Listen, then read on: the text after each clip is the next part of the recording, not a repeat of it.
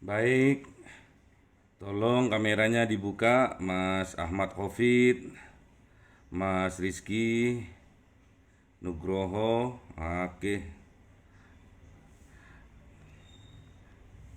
udah sarapan belum ini? Hah? Alhamdulillah udah Ustaz. Sudah.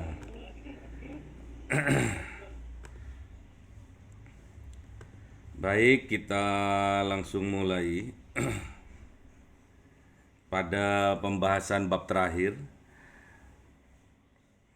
Nanti kita akan ulang sekilas dari bab-bab sebelumnya yang sekiranya penting yang harus kalian kuasai atau pahami sehingga untuk semester berikutnya kalian sudah tidak bingung lagi apa itu manajemen bisnis, apa itu eh, tantangan dalam melakukan manajemen bisnis dan lain sebagainya. Diharapkan kalian pada bab terakhir ini sudah bisa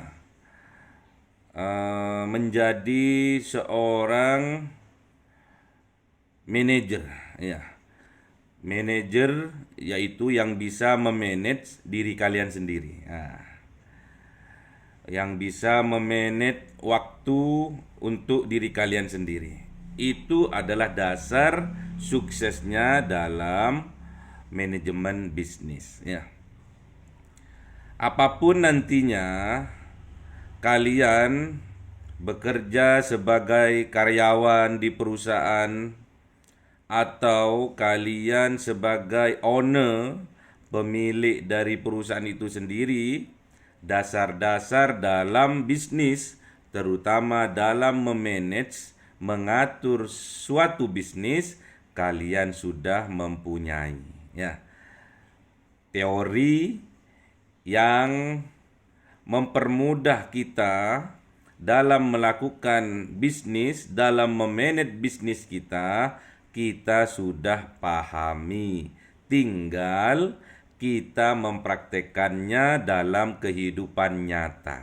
Ya, baik kalian nantinya bekerja di sebuah perusahaan atau nantinya kalian memiliki usaha sendiri sebagai owner, ya, sebagai pemilik dari bisnis atau usaha, ya.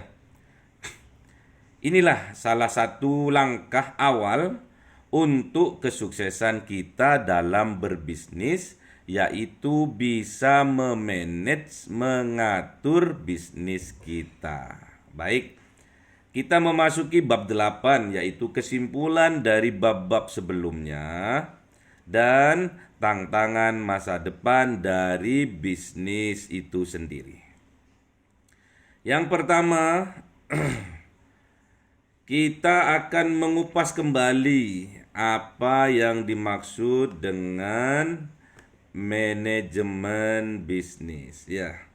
Manajemen bisnis itu adalah disiplin ilmu yang mencakup berbagai aspek mulai dari perencanaan, pengorganisasian, pengarahan, hingga pengendalian sumber daya organisasi untuk mencapai tujuan, ya. Perlu kalian garis bawahi bahwasanya manajemen bisnis adalah disiplin ilmu yang mencakup berbagai aspek mulai dari perencanaan, pengorganisasian, pengarahan hingga pengendalian sumber daya organisasi untuk mencapai tujuan, ya, tujuan organisasi. Kemudian ada berapa elemen kunci dari manajemen bisnis, ya. Ini sudah kita pelajari di bab-bab sebelumnya. Di sini dikatakan bahwasanya ada 5 elemen kunci dalam manajemen bisnis. Yang pertama yaitu perencanaan strategis ya. Yang pertama adalah perencanaan strategis. Yang mana perencanaan strategis ini memberikan arah jangka panjang bagi organisasi dengan memanfaatkan kekuatan, mengatasi kelemahan, memanfaatkan peluang, dan melindungi dari ancaman melalui sebuah analisis yang kita kenal dengan analisis SWOT ya. Analisis SWOT. Yang kedua, pengambilan keputusan. Pengambilan keputusan ini adalah sebuah proses memilih alternatif terbaik dengan menggunakan model rasional, intuitif, atau bounded rationality untuk mencapai hasil optimal. Oke. Dan yang ketiga adalah manajemen operasional dan inovasi, yaitu meningkatkan efisiensi melalui penerapan teknologi baru dan inovasi yang merupakan kunci untuk meningkatkan produktivitas dan daya saing. Dan yang keempat, elemen kunci manajemen bisnis itu adalah kepemimpinan dan pengembangan tim ya. Yang mana kepemimpinan dan pengembangan tim ini yaitu pemimpin yang efektif harus mampu memotivasi timnya, menginspirasi perubahan, dan menyesuaikan gaya kepemimpinannya sesuai dengan situasi dan kondisi. Dan yang terakhir, elemen kunci manajemen bisnis itu adalah keuangan bisnis dan pengendalian biaya, yang mana di dalamnya terdapat pengelolaan keuangan yang bijak dan pengendalian biaya yang efektif adalah faktor utama dalam mempertahankan profitabilitas dan kelangsungan bisnis ya. Untuk mempertahankan keuntungan dan kelangsungan bisnisnya.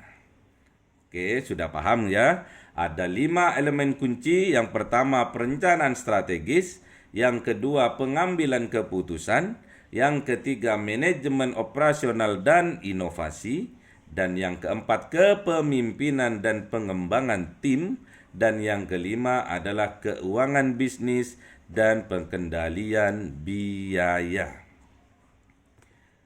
Kemudian, apa sih tantangan utama dalam manajemen bisnis itu? Di sini dikatakan ada 4 ya. Ada 4 tantangan utama dalam manajemen bisnis. Yang pertama adalah digitalisasi dan transformasi teknologi ya.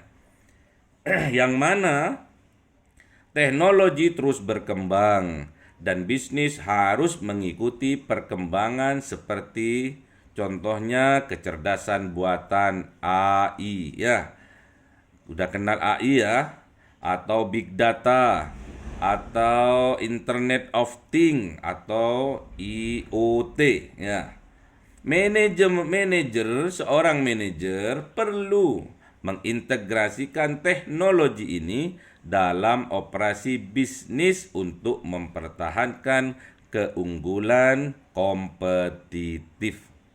Jadi kita sebagai manajer, calon manajer baik dalam perusahaan atau perusahaan milik kita sendiri, kita harus mengintegrasikan teknologi apapun itu ya, dalam mempertahankan keunggulan kompetitif. Bisa dalam hal pemasarannya ya, bisa dalam hal teknik, dalam manajemennya. Banyak dipermudah dengan digitalisasi dan transformasi teknologi. Dan yang kedua, tantangan utama dalam manajemen bisnis adalah keberlanjutan dan tanggung jawab sosial. Ya, konsumen dan pemangku kepentingan semakin menuntut bisnis untuk bertanggung jawab terhadap lingkungan dan masyarakat. Tantangan masa depan mencangkup apa saja, yaitu bagaimana perusahaan dapat beroperasi dengan berkelanjutan dan tetap mempertahankan profitabilitasnya, mempertahankan keuntungannya. Jangan sampai satu, merusak lingkungan sekitar dengan limbah-limbahnya, ya. Jangan juga merusak harga yang sudah beredar di masyarakat, ya. Namun tetap mempertahankan profitabilitasnya. Oke. Yang ketiga, globalisasi dan kompetisi internasional. Inilah tantangan yang ketiga dari manajemen bisnis, yaitu apa? Pasar global. Yang mana pasar global ini membawa peluang besar, tetapi juga meningkatkan kompetisi dengan pesaing lainnya. Ya, jadi bisnis harus dapat beradaptasi dengan peraturan yang berbeda di berbagai negara dan menghadapi kompetisi atau persaingan dari perusahaan internasional lainnya. Jadi kita harus betul-betul siap untuk memasuki pasar global, ya. Dan yang terakhir, yang keempat, tantangan utama dalam manajemen bisnis adalah perubahan demografi dan tenaga kerja. Perubahan dalam struktur demografis termasuk diantaranya adalah pertambahan populasi generasi muda dan perubahan preferensi pekerja menuntut seorang manajer untuk menciptakan tempat kerja yang fleksibel dan menarik bagi talenta muda. Ya, jadi kebanyakan kalau sekarang itu, kalau perusahaannya nggak bonafit atau bisnisnya nggak bonafit, para tenaga muda baru lulusan S1, ya, kadang aras-arasan, kadang males, nggak level gitu loh.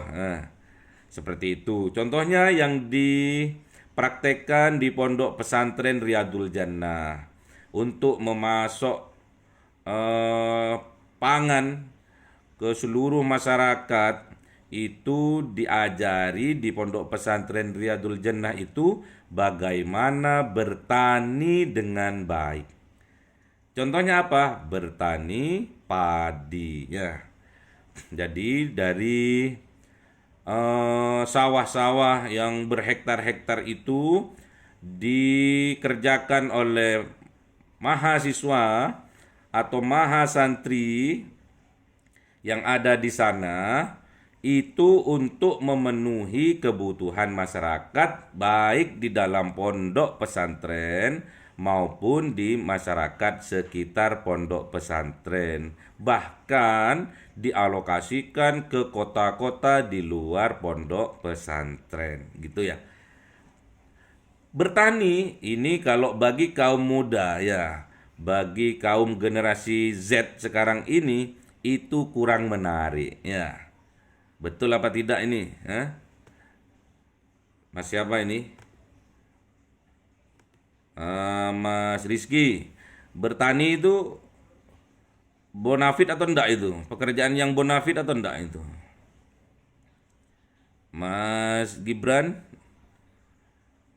siapa yang bisa jawab? Menarik atau enggak itu bagi kaum muda?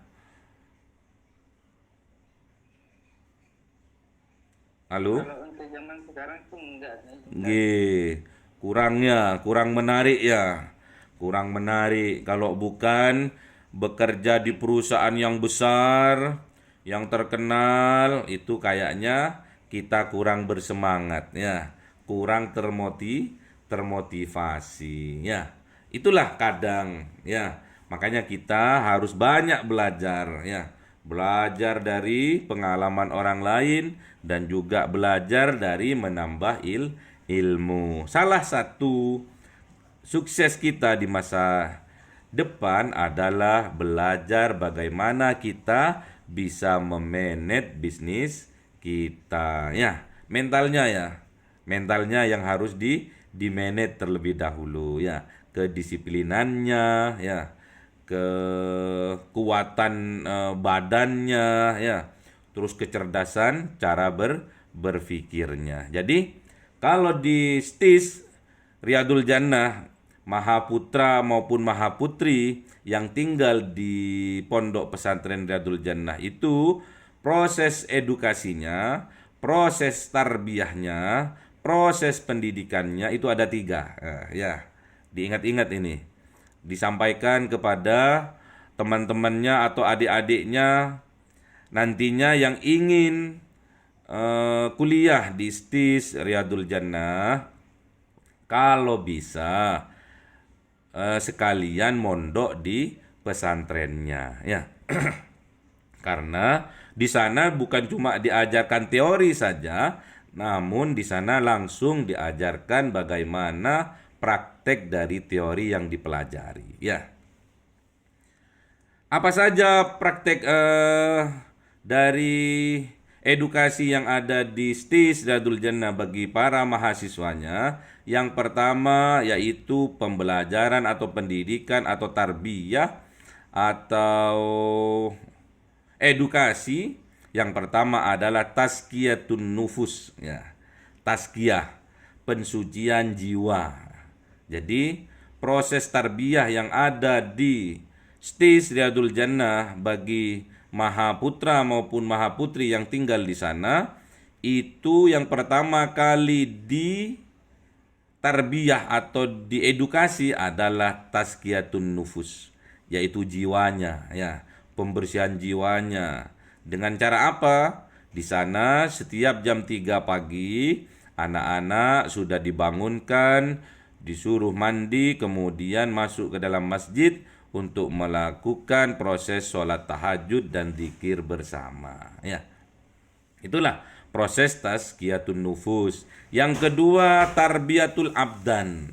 Tarbiyatul abdan ini yaitu proses bagaimana badannya ini dibentuk, dikuatkan, ditarbiyah badannya ini ya. Langsung praktek ke lapangan. Misalkan pada jadwal 1 bulan ini bagi Mahaputra si A sampai si B itu terjun langsung ke sawah misalkan untuk penanaman padi. Yang kedua untuk berkebun. Yang ketiga menjadi pegawai atau karyawan di dapur meriah misalkan. Menjadi karyawan di warung fast food yaitu M2M misalkan. Di situ sudah ada jadwalnya. Jadi praktek yang ada di STIS Riyadul Jannah mulai dari tazkiyatun nufus dan juga tarbiyatul abdan ya. Yang ketiga yaitu ta'limul akal, yaitu mentaklim akalnya, mencerdaskan akalnya, membuat mereka fatonah ya, membuat mereka cerdas sehingga peluang-peluang bisnis yang ada nantinya oleh para mahasiswa mudah untuk ditangkap. Mudah untuk dilihat. Oh, di sini ternyata ada peluang bisnis bagus nih. Itulah yang diajarkan oleh STIS Riyadul Jannah bagi para mahasiswa dan mahasiswa atau mahaputri ya, mahaputra atau mahaputri yang ada di sana itu ditazkiyah jiwanya, dibersihkan jiwanya, kemudian ditarbiyah badannya, kemudian yang terakhir ditaklim akalnya supaya bisa cerdas ya. Paham ya? Kemudian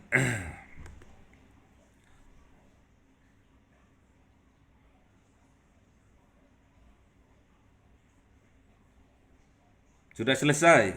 Kemudian kita masuk ke studi kasus. Nah, kalau sudah ada studi kasus, Berarti hampir selesai pembelajarannya ya. Studi kasusnya tentang apa? Menghadapi tantangan teknologi dan keberlanjutan ya. Perusahaan X atau perusahaan Rijan gitu ya. Perusahaan Rijan adalah pemain besar di industri bahan bakar fosil. Mana ini kok hilang? Oke. Oke. Perusahaan energi Rijan adalah pemain besar di industri bahan bakar fosil, tetapi mereka menghadapi tekanan dari pemerintah dan konsumen untuk mengurangi emisi karbon dan beralih ke energi terbarukan ya. Selain itu, perusahaan harus menghadapi perkembangan teknologi yang mengancam model bisnis tradisional mereka ya. Manajemen menyadari perlunya transformasi teknologi dan keberlanjutan untuk tetap relevan di pasar, terutama pasar bebas ya. Oke, jawabannya sudah saya sampaikan sebetulnya, cuma nantinya kalian harus bisa menjawab dengan sendiri ya, bisa mengelola dengan sendirinya. Sekarang Bapak akan hapus dulu kunci jawabannya sehingga nantinya akan akan membuat kalian bisa dengan mudah ya, dengan mudah mengisi dari titik-titik atau jawaban langkah-langkah apa yang harus dijalankan, diambil oleh perusahaan energi Rijan ya. Ini perusahaan energi Rijan ya. Oke. Tolong kalian ini dua ini di screenshot ya. Ini studi kasusnya. Nanti Ustadz akan ke GJR ya. Kemudian ini langkah-langkahnya. Jadi langkah 1 kalian kembangkan, langkah 2, langkah 3, dan langkah keempat kalian isikan sesuai dengan kemampuan kalian masing-masing. Oke? Ada pertanyaan?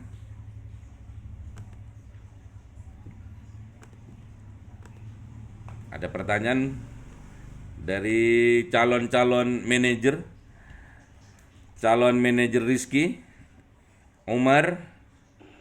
Nggak ada, Ustaz. Nggak ada. Nggih. Ini udah semester berapa? 5 ya? Nggih, Ustaz. Udah semester 5 ya.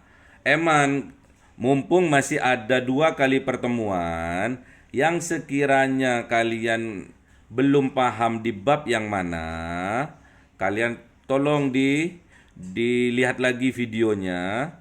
Nanti pertemuan berikutnya Sabtu depan kita akan ulangi sekali lagi, atau Ustadz nanti akan nambahkan pengetahuan yang lebih luas sesuai dengan pengalaman yang Ustadz alami selama ini ya dalam berbisnis ya.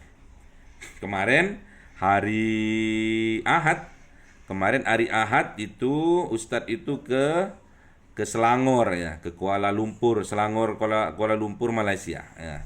Di sana ada bisnis yang bergerak di bidang rumput ya. Rumput. Ada berbagai macam rumput, di antaranya rumput Jepun, terus rumput Filipin, rumput kokras, dan rumput apa lagi satu, lupa. Mutiara, ada rumput mutiara. Jadi ada 4 jenis rumput yang sedang dibudidayakan di daerah Sungai Buloh, Selangor, Malaysia. Ini salah satu peluang bagi TKI ya, bagi TKI yang dari Indonesia terutama, kalau masuk ke dalam bisnis rumput, itu bisnis rumput itu sekarang peluangnya luar biasa ya.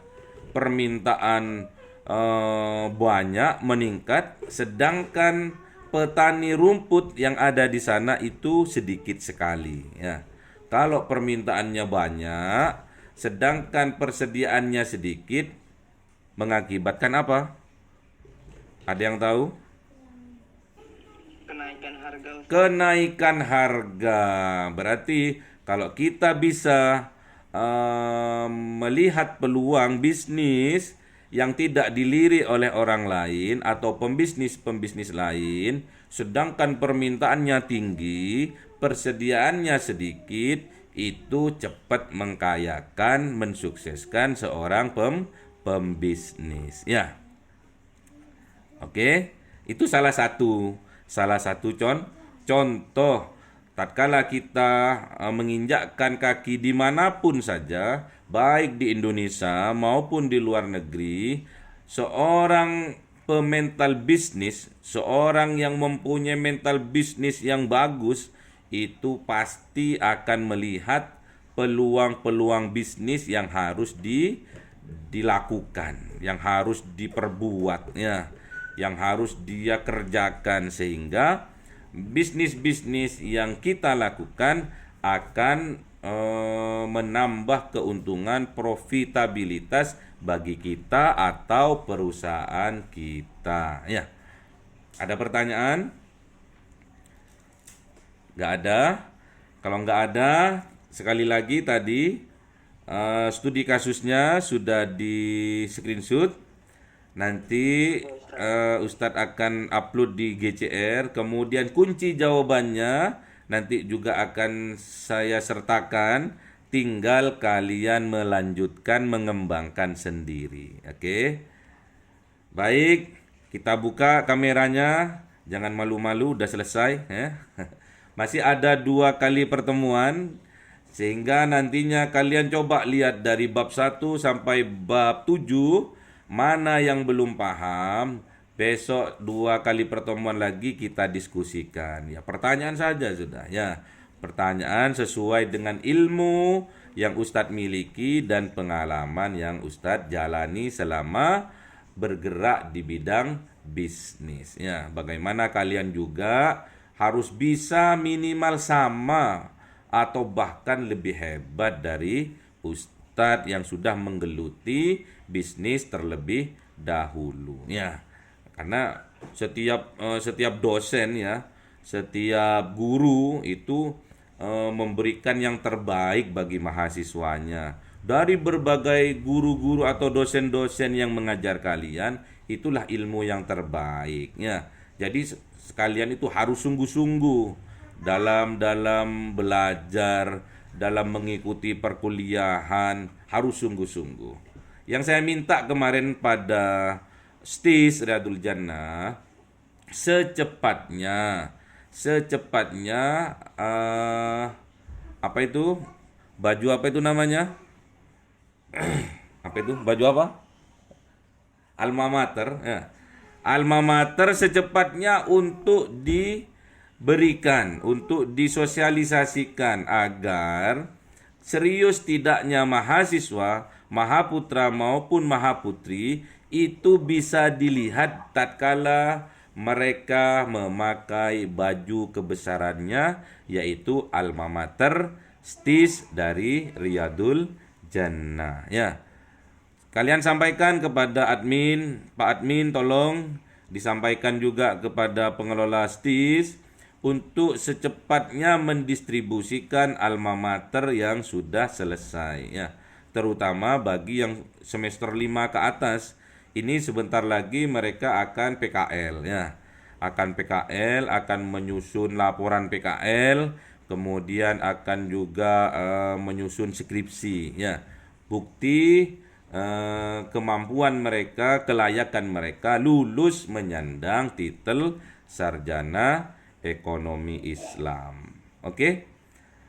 Tidak ada pertanyaan, kita tutup dengan doa kafaratul majlis. Kita ketemu 2 kali kesempatan lagi. Diharapkan kalian calon-calon manajer masa depan, calon-calon pembisnis masa depan diharapkan apa saja pembelajaran yang belum kalian mengerti, pahami, tolong didiskusikan Sabtu depan dan Sabtu depannya lagi. Baik, kita buka kameranya, kita tutup dengan doa kafaratul majlis. Semoga pertemuan kali ini ilmu yang kita berikan, yang kalian terima, dijadikan oleh Allah ilmu yang barokah, manfaat, menjadi wasilah kesuksesan kita dalam berbisnis di dunia dan juga sampai sukses di akhirat. Ya, selamat di dunia, selamat di akhirat. Sukses dunianya, sukses akhiratnya. Subhanakallahumma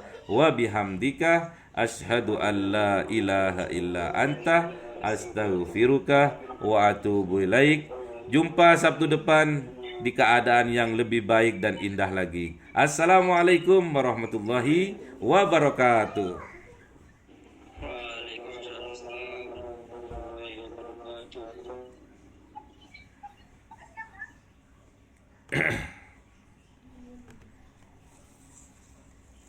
Tapi udah selesai.